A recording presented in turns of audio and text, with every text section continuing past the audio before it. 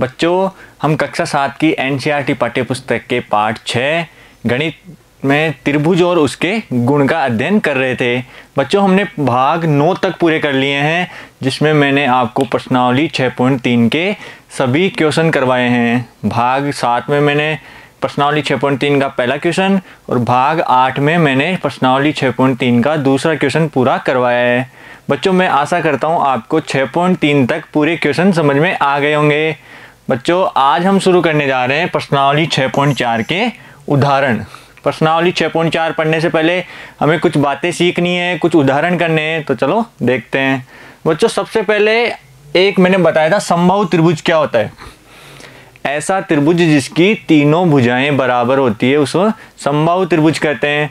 तो बच्चों, समबाहु त्रिभुज में कुछ गुण होते हैं, वो उन गुणों का अध्ययन करते हैं। देखो, समबाहु त्रिभुज की तीनों भुजाएं समान होती है।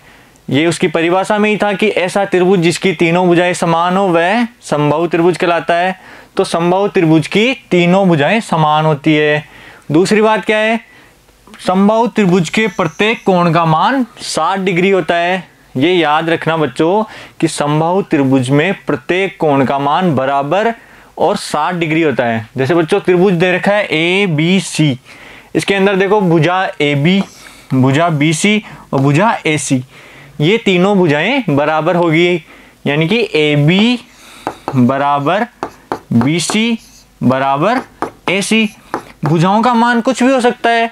और बच्चों, त्रिभुज की तीनों भुजाओं के मध्य बन रहे कोणों का मान 60 डिग्री होगा। किसमें? समबाहु त्रिभुज में। इसके अंदर ये कोण 60 डिग्री का, ये कोण भी 60 डिग्री का और ये कोण भी 60 डिग्री का, अर्थात कोण A बराबर कोण B बराबर कोण C, और तीनों कोण कितने डिग्री के होंगे? 60 डिग्री के। समबाहु त्रिभुज में तीनों भुजाएं बराबर होती है और तीनों कोणों का मान 60 डिग्री होता है। अब बच्चों, अगला देखो समद्विबाहु त्रिभुज के गुण। समबाहु त्रिभुज के पढ़े हमने, अब पढ़ेंगे समद्विबाहु त्रिभुज में क्या गुण होते हैं।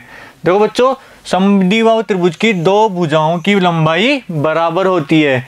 इसके अंदर कोई भी दो भुजाओं की लंबाई बराबर होगी, लेकिन तीसरी भुजा की लंबाई उनके बराबर नहीं होगी, यानी केवल दो भुजाएं ऐसी होगी जो बराबर लंबाई की है। जैसे बच्चों, त्रिभुज दे रखा है ABC, इसके अंदर भुजा देखो, भुजा AB और भुजा AC, ये दोनों बराबर लंबाई की है, लेकिन भुजा BC इन दोनों के बराबर नहीं है, ये अलग भुजा है। और बच्चों, समान भुजाओं के सामने का कोण भी समान होता है। ये बात हमेशा ध्यान रखना कि समद्विबाहु त्रिभुज में जो भुजाएं समान होती है उनके सामने के कोण भी समान होते हैं।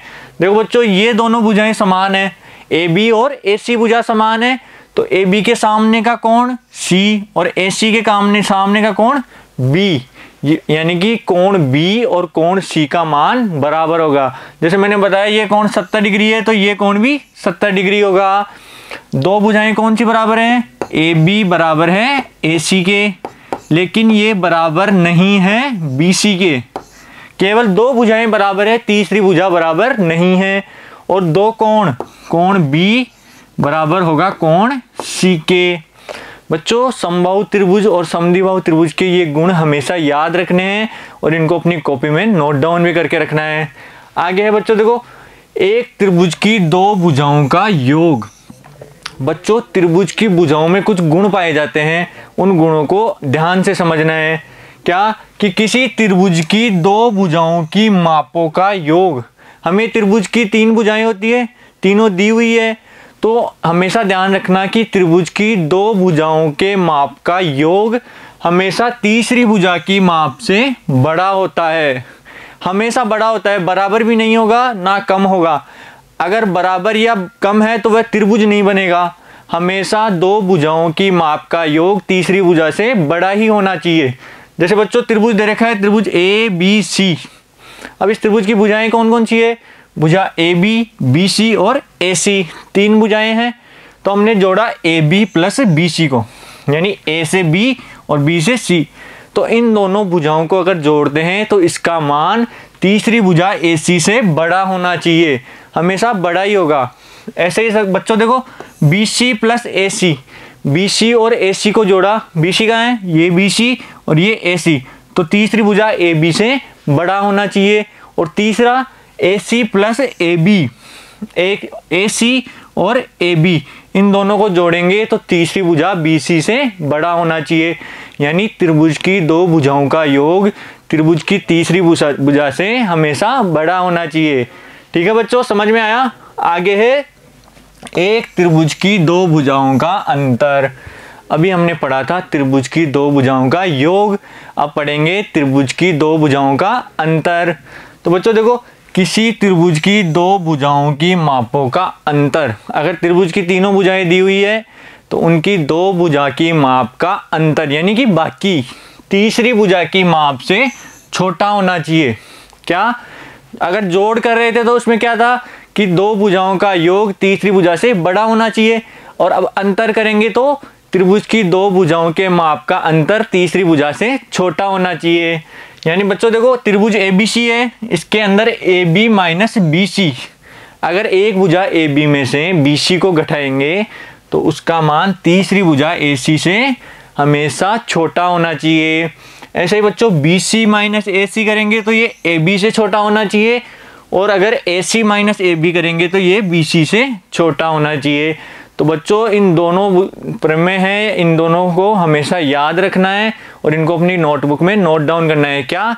कि त्रिभुज की दो भुजाओं का योग तीसरी भुजा से बड़ा होता है तथा त्रिभुज की दो भुजाओं का अंतर तीसरी भुजा से छोटा होता है। ये सभी भुजाओं के लिए लागू होगा, अगर ऐसा नहीं है तो वह त्रिभुज नहीं बन सकता। तो बच्चों आगे देखो, हम उदाहरण 3 देखते हैं।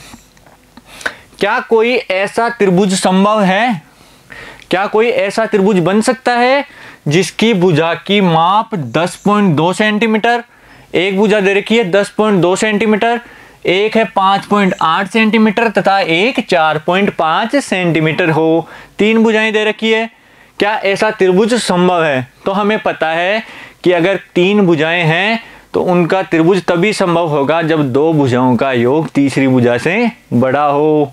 तो बच्चों हम देखो इनको जोड़ेंगे कि 10.2 प्लस 5.8, इन दोनों का जोड़ कितना हो रहा है? 16। दोनों भुजाओं को जोड़ा तो कितना आएगा? 16। क्या ये तीसरी भुजा 4.5 से बड़ा है? हाँ बड़ा है, तो इसका मतलब ये पहला सही है। बाकी भुजाओं को जोड़ेंगे, 4.5 प्लस 5.8 कितना आ रहा है बच्चों? 4.5 और 5.8 को जोड़ेंगे तो कितना आएगा? 10.3। क्या ये तीसरी भुजा 10.2 से बड़ा है? हाँ बड़ा है, तो दूसरी भुजाओं का भी प्रमेय सिद्ध हो रहा है। अब तीसरा देखो, 10.2 प्लस 4.5, 10.2 और 4.5 कितना होता है? 14.7। क्या ये तीसरी भुजा 5.8 से बड़ा है? हाँ ये भी बड़ा है, तो अपने तीनों भुजाएं प्राप्त हो गई। यानी कि हमने हर भुजा के ऊपर ये किया कि दो भुजाओं का योग तीसरी भुजा से बड़ा होगा। तो हमने इन दोनों को जोड़ा, इन दो को जोड़ा और इन दोनों को जोड़ा, तो हमेशा हमें दो भुजाओं का योग तीसरी भुजा से बड़ा प्राप्त हुआ। तो हम कह सकते हैं कि इन तीनों भुजाओं से एक त्रिभुज संभव है। तो बच्चों हमें अगर क्वेश्चन आएगा तो हमें तीनों को जोड़ जोड़ के दिखाना पड़ेगा, और अगर तीसरी भुजा से बड़ा आ रहा है तो हम नीचे एक लाइन लिखेंगे कि हाँ यह संभव है कि तीनों भुजाएं 10.2, 5.8 और 4.5 से एक त्रिभुज संभव है। ऐसे हमारा क्वेश्चन पूरा हो जाएगा। अगला क्वेश्चन देखो बच्चों, एक त्रिभुज की दो भुजाओं की माप। एक त्रिभुज है जिसकी दो भुजाएं दे रखी है, एक है 6 सेंटीमीटर तथा दूसरी है 8 सेंटीमीटर। एक भुजा 6 और दूसरी 8 है। इसकी तीसरी भुजा की माप किन दो संख्याओं के बीच होगी? और ये पूछ रहा है कि तीसरी भुजा की माप किन संख्याओं के बीच में होनी चाहिए। अब बच्चों हमने दो प्रमेय पढ़ी कि त्रिभुज की दो भुजाओं का योग तीसरी भुजा से बड़ा होता है और दो भुजाओं का अंतर तीसरी भुजा से छोटा होता है। तो बच्चों देखो, दो भुजाएं दे रखी है 6 सेमी और 8 सेमी। तो बच्चों 6 सेमी और 8 सेमी को जोड़ेंगे तो दोनों भुजाओं का योग तीसरी भुजा से बड़ा होना चाहिए। तो इन दोनों का योग कितना आ रहा है?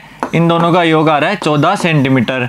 तो बच्चों तीसरी भुजा है ना, वो 14 सेंटीमीटर से बड़ी नहीं होनी चाहिए, 14 सेंटीमीटर भी नहीं होनी चाहिए। क्यों? क्योंकि अगर 14 होगी तो दोनों का योग 14 हो रहा है, लेकिन दो भुजाओं का योग तो बड़ा होना चाहिए तीसरी से। तो बच्चों तीसरी भुजा 14 सेंटीमीटर से कम ही होगी, 14 सेंटीमीटर से कम होनी चाहिए, कम होनी चाहिए। ये तो हमने पहला कर लिया। अब दूसरा करेंगे दो भुजाओं का अंतर। तो बच्चों दो भुजाएं कौन कौन सी दे रखी है, 8 और 6 सेंटीमीटर। तो बच्चों दोनों का अंतर करेंगे, 8 माइनस 6, 8 में से 6 गया तो 2 सेंटीमीटर। तो बच्चों तीसरी भुजा 2 से बड़ी होनी चाहिए। तो बच्चों अगला लिखेंगे 2 सेंटीमीटर से बड़ी होनी चाहिए। पहला तो आया था 14 सेंटीमीटर से छोटी होनी चाहिए और अब आया 2 सेंटीमीटर से बड़ी होनी चाहिए। तो बच्चों हमारी तीसरी भुजा किन किन के बीच आ गई, हमारी तीसरी भुजा 2 सेंटीमीटर से तो बड़ी और 14 सेंटीमीटर से छोटी। अतः हम लिखेंगे कि संख्या, या लिख सकते हैं कि त्रिभुज की तीसरी भुजा 2 सेंटीमीटर से बड़ी तथा 14 सेंटीमीटर से छोटी होनी चाहिए, छोटी होगी।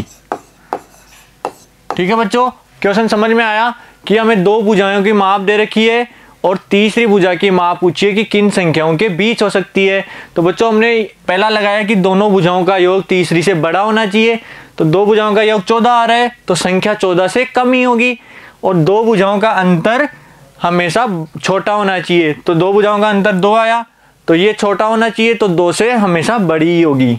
ठीक है बच्चों ये थे प्रश्नावली 6.4 के कुछ उदाहरण। आशा करता हूँ आपको प्रश्नावली 6.4 के उदाहरण और मैंने जो 2 प्रमेय करवाई वो समझ में जरूर आई होगी। और बच्चों अगले पार्ट में हम प्रश्नावली 6.4 के क्वेश्चन शुरू करेंगे। Thank you.